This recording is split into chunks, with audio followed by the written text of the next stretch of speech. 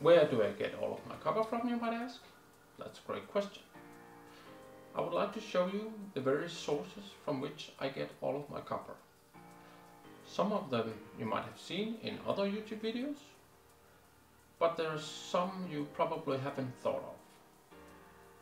Over time I've found a couple of great sources for copper, and there are some that I just keep as they are if I ever build a hammer mill or similar machine for processing. The first item is the famous transformer. They come in many sizes and shapes, and they contain a substantial amount of copper. And you will have a byproduct, which is iron. This is perfect because that means all of the weight of the transformer is worth money. However, extracting the copper from these can be difficult and time consuming if you don't have the right tools or setup. Personally, I keep them as they are because they still fetch a decent price. The copper you get from them are varnished, and that doesn't give top price. If you choose to melt it, you'll get a lot of slag in your melt that you will need to remove before pouring it into ingots. The second item is just as famous as the first one. It's the electric motor. It also contains a lot of copper and comes in sizes that range from a few kilos to way over a ton. Personally, I keep those, but if you think it's worth your time, there's definitely much to gain here. The byproduct is cast aluminium and iron. If you choose to sell them as they are, they still fetch a fair price. And you won't have had much trouble with them. Cables are my primary source of copper. It's easy to come by, even in larger quantities. Anything that is too small to put through the stripper, I just put down into the granulator. Even these small wires contain 60% copper by weight. So cables are in my top 3 favorite things to acquire copper. The product you get from the cables are generally 100% pure.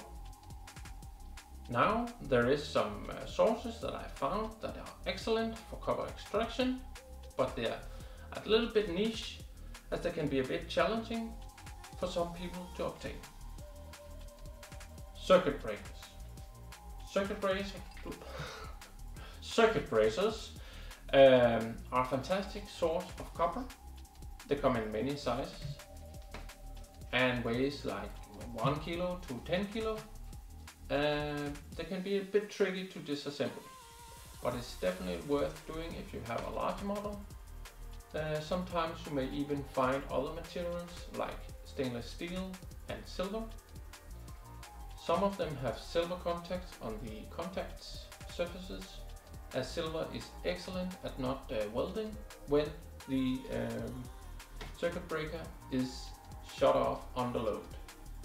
However, you should be cautious because some of the contacts look like silver, but is just a cheap alternative. Contactors are probably one of my absolute favorites. The small ones are very easy to obtain, and the big ones contains a lot of copper. One of the reasons why I like them so much is how easy they are to disassemble.